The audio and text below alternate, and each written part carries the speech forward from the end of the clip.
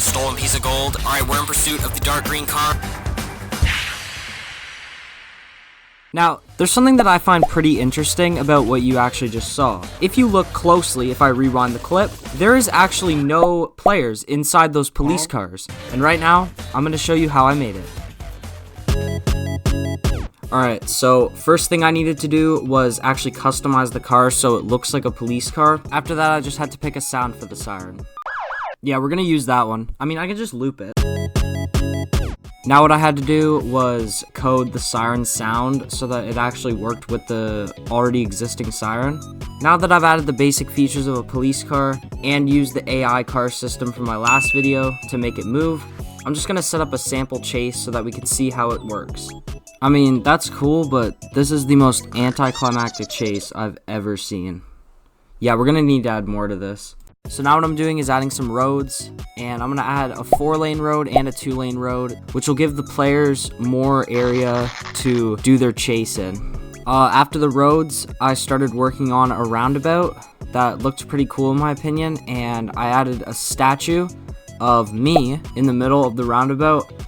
And this was going to be a residential area, so I looked in my comments to actually find a good username to use as the name for the neighborhood, and I landed on the name Molten Mason, which is actually a pretty nice name for a neighborhood. I used a sign that said Molten Mason Community, which I think is pretty cool. Alright, so now I'm going to be working on the police station, which is going to be the home of a lot of our features being added in this video, such as the jail cells, the mugshot room, and a desk where you can actually become a police officer. After working on the model for a little bit, I slapped the logo on the side and then started working on some of the key features of the police system. Alright, so now, just before I make the spawning police cars, I just decided to add a sample gold block for now that the player can rob to trigger the police chase. So I added a prompt, coded that up, and then I started on the police spawning system. Well, shit. There we go. Alright, so now you need a way to be caught by the cops. So this is where I'm going to add a cop radius, which is basically a circle around the police car that if the criminal enters the circle, then they'll basically be caught, and then the chase will end. So after adding the cop radius and coding it in the game, I worked on a small UI that'll just display the amount of time left of the chase, so if the time runs out, then you successfully keep the money. But if you get caught during the time, you'll go to jail. Speaking of jail, I actually finished up the jail cell by adding a timer on the side of the cell that'll display how much time you have left in jail, and then the cell door will open once the timer's up, so you can leave the jail. How the fuck is it negative? Huh? There we go. Alright, so finishing off the system is actually being able to be a police officer as a job. So right now, I'm just adding NPCs that walk around the map and making them arrestable. Now, after I made the NPCs arrestable, it was time to pick an outfit for the police job.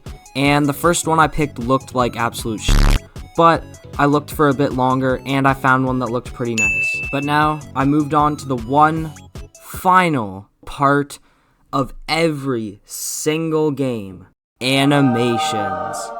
So I need 2 animations in this video. One animation is the mugshot spinning animation, and another one is the 2-player arrest animation.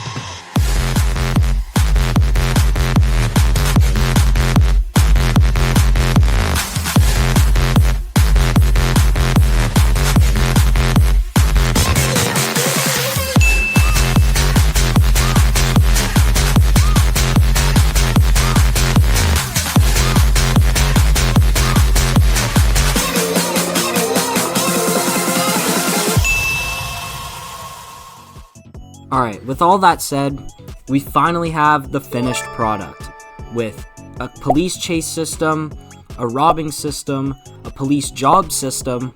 Now, all that's left to do is see how it all works together.